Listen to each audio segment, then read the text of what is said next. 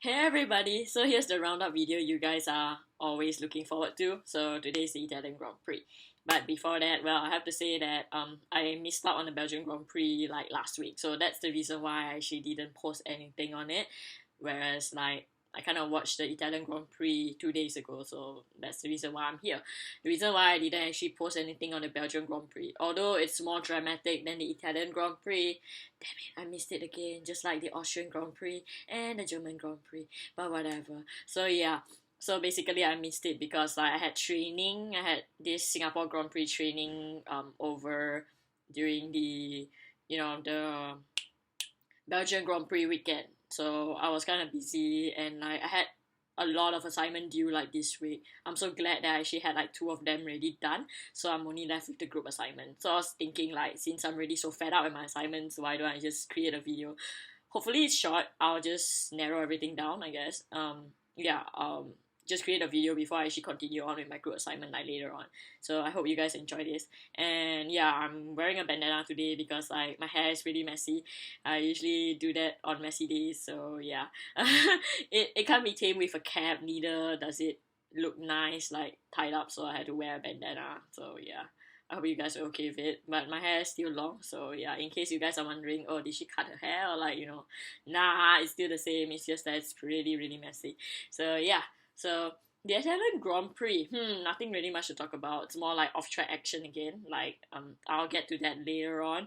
Oh yeah, but before that, I think this will probably be one of the last videos I'll be making like in a while. Okay, not really. I'm not good. I'm not sounding dramatic. It's just that because like, I'll be flying off to Singapore like on Friday. So I have like some videos in mind to like post it up, but it might take me a while because like of course like somebody is gonna marshal for the Singapore Grand Prix this year. So and because of like this marshal policy kind of thing, I can't really post anything during like before and during the race weekend. And I'm trying to be a bit like on the safe side, so I think I'll post my Singapore Grand Prix videos like in maybe like 2 to 3 weeks after that. So I have something in mind, like a surprise for you guys. So yeah, so just look forward to that. And for my Instagram as well, like I'm so sorry I can't post anything much during that weekend. So just look up for me on Snapchat. I might post something, like special on there, and yeah, on Singapore and stuff like that. So I'll post up the link at the bottom later on, and yeah, so that's about it. But I hope the Singapore Grand Prix will be much more exciting to talk about in my roundup video or like any of the videos that I might post after that. So fingers crossed. I hope it's as exciting. Okay, well, just to admit it, like last year the race wasn't exactly exciting in some sense.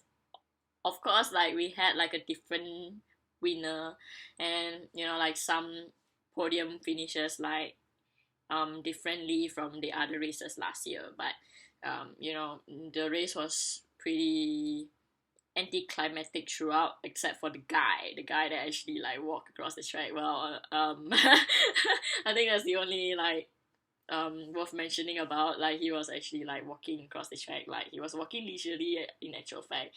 And I don't know, I think he's a very least devil, I think, a daredevil for actually like walking there, like walking leisurely. I had no idea what is he doing over there, like because Pokemon Go isn't like out at that time. So if it happens this year, then you know the reason. It could be like Pokemon Go. Maybe he's like he saw like, I don't know, something special, like a Dratini, or like I don't know, like Dratini, a Gyarados or something like that. Then maybe he just went on track. But last year, not really. But okay, that's besides the point. So the Italian Grand Prix, it's really, like I said, it's more of the off-track action. But the on-track action, I would say like, well, congrats to Nico Rosberg, like 2 wins in a row. He did spectacularly. He didn't screw up, whereas his teammate kind of screw up. So that explains why Nico Rosberg actually like led throughout the race. And well, I mean like it's hard to lead throughout the race as well. So and maybe it's also partly because he actually has a Mercedes engine, so that's the reason why he actually like created such a big gap, like ahead of so many of the other drivers behind him, even though like like Lewis screwed up and like and look at that. I mean like even Lewis screwed up like at the beginning of the race, and yet he still managed to get into like second place. It's like nothing much has ever changed. It's like because of the Mercedes engines, they're too strong. Like fucking hell, where did they get their parts from? Like did they get it from, I don't know, like out of space or something, like Jupiter or something, like they're the guardians of the galaxy somehow. I don't know, I have no idea how do they actually create such a phenomenal engine that's like ahead of so many other people.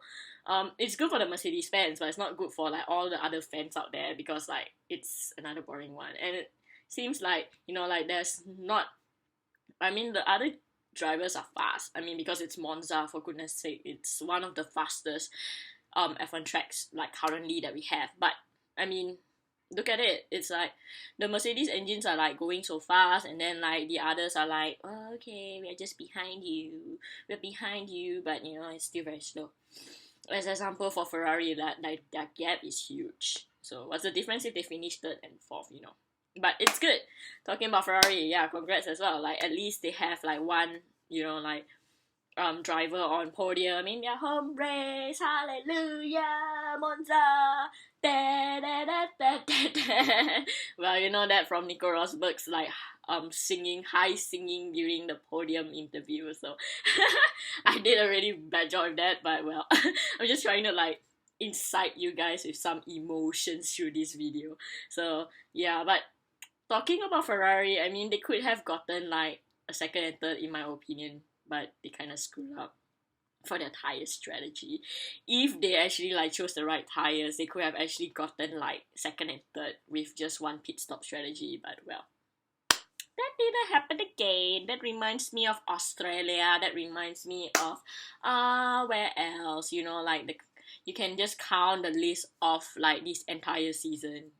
The mistakes that they make on their tire strategy, their pit stop strategy, everything. They could have it. They were given the opportunity like at the start of the Italian Grand Prix, and yet what happens? They screwed up. I know it's hard, like of course I was just discussing this with an Indonesian friend of mine like the other day. Like she said something like somebody was commenting something on her Twitter page or something, like commenting like, oh, Ferrari is like, damn it, Ferrari, why are you like doing mistakes like over and over again? Like, and that Twitter guy was pretty unsatisfied with Ferrari's result, and he was like, he keeps like criticizing them and stuff like that. Well, of course Ferrari makes mistakes and they repeatedly make those mistakes, but at the end of the day, like being in F1 is kind of hard. Like doing all these strategies, like having these strategies in place takes actually like a few days in advance. I think like you have to like read everything, have to study everything, and and sometimes it's also at the moment in time, like do you want to risk it or do you want to like keep it safe, you see. So I mean although Ferrari screwed up, it's not really very good to actually like like exactly like demean them and like like say bad things about them, because like they tried their best. I mean like it's their home race, for goodness sake, so the pressure is on them and stuff like that. So yeah, I just hope that although I don't really like their strategy game and stuff like that, I just hope that they can actually improve on it in the races to come, because like it's clear that their engines are, I mean their engine game is really up, like ever since their upgrades. Like they are getting faster. Of course it's not as fast as Mercedes, but they can catch up with the Red Bulls and like the other drivers. I mean like as you can see they are actually right behind Mercedes in Monza, so that's an achievement actually. But too bad that we can't have like two Ferraris on the podium because of a wasted strategy. Yeah, oh well, I mean it's a pattern I see. Like last year Italy, we saw like one driver on podium, and then like after that in Singapore we see two. So yeah, you know what I mean. Well, let's just see what happens in Singapore, shall we? I just hope that my country will bring out the best in, like best in all the drivers and the races, and we'll see like something different again. Okay, anyhow, so the next driver is Daniel Ricciardo. I think Daniel Ricciardo is like the driver of the day for me. Like, he's the only one that actually went with the aggressive overtake. Like, he made a daring lunge on Valtteri Bottas, and that's really daring of him because, like, it's really tight in that corner, and he did it on the last few laps of the race.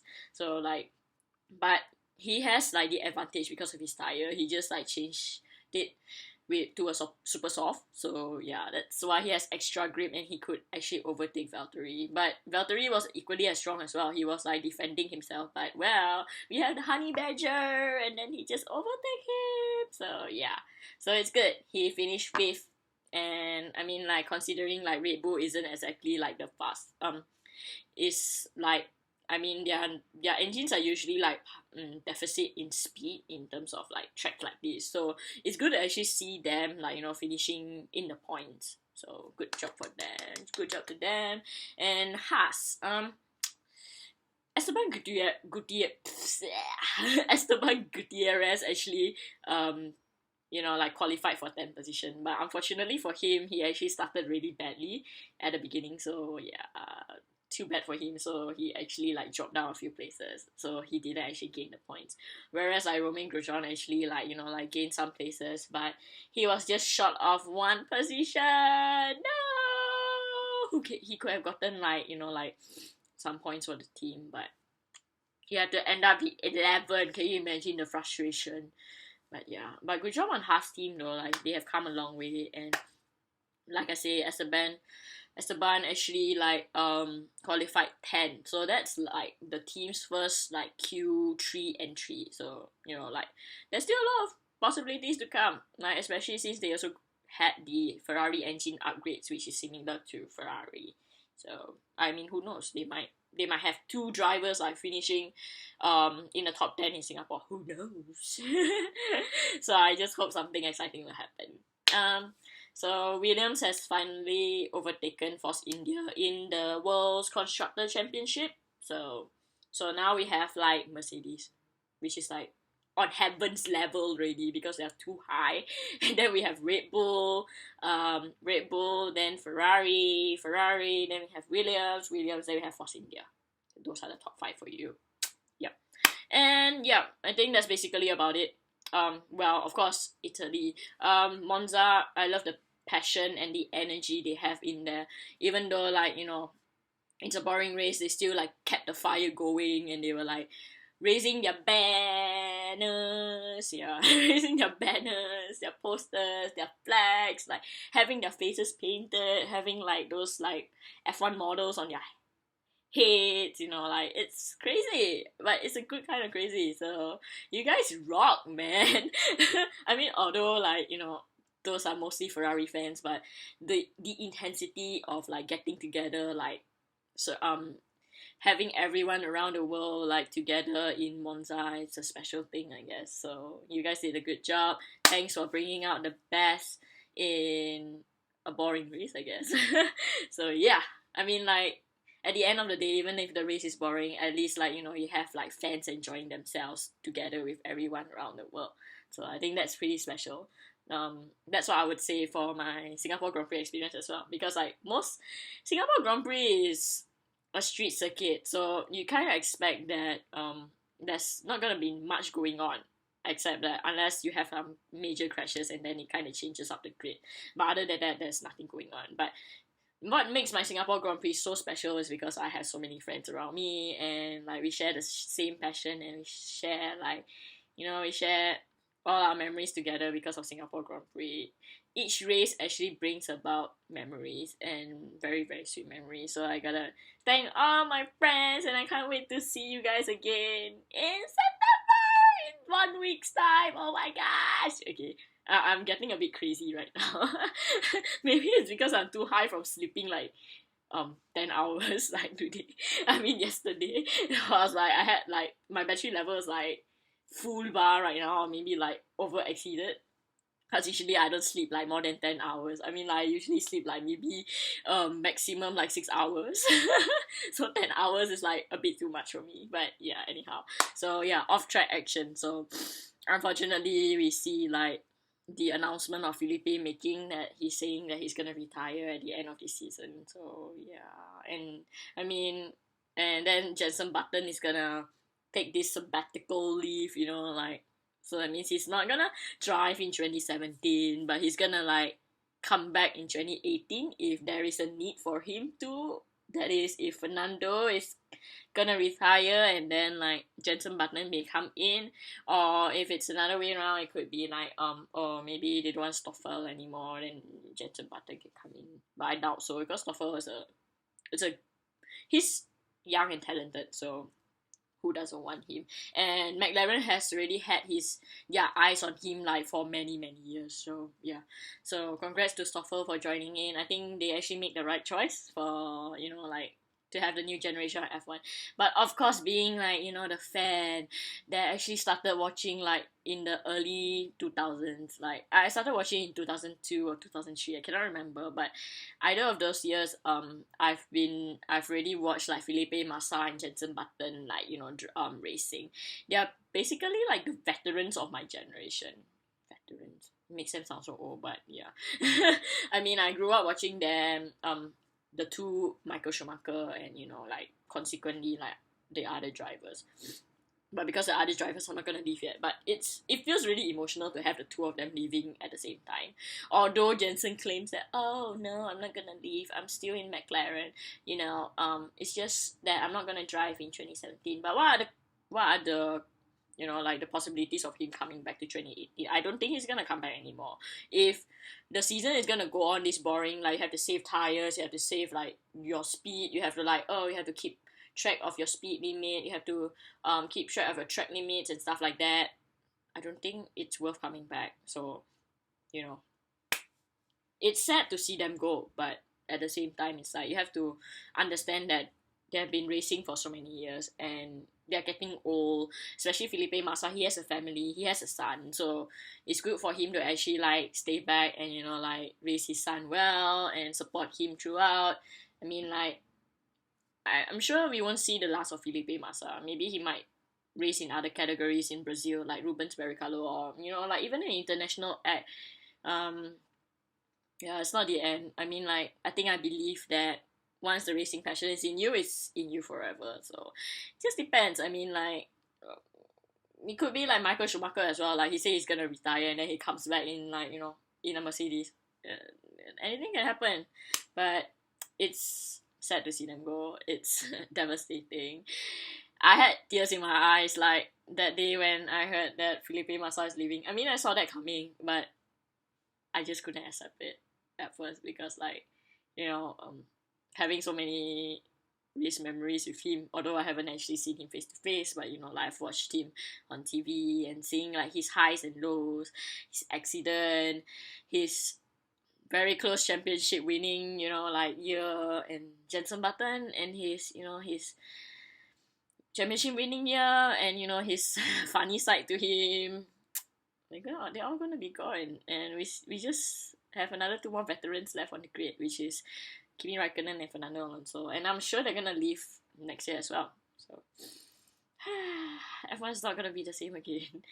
It makes me feel so old because like to see like so many of these drivers like leaving, and then like I'm still watching, and I'm gonna watch the new generation. So I guess the 21st century kids will be like following like Stoffel, Max Verstappen, Esteban Ocon, Pascal Wehrlein, all those kind of people. Whereas to me, I'm like, kids, you're missing out so much during the good old days of F1.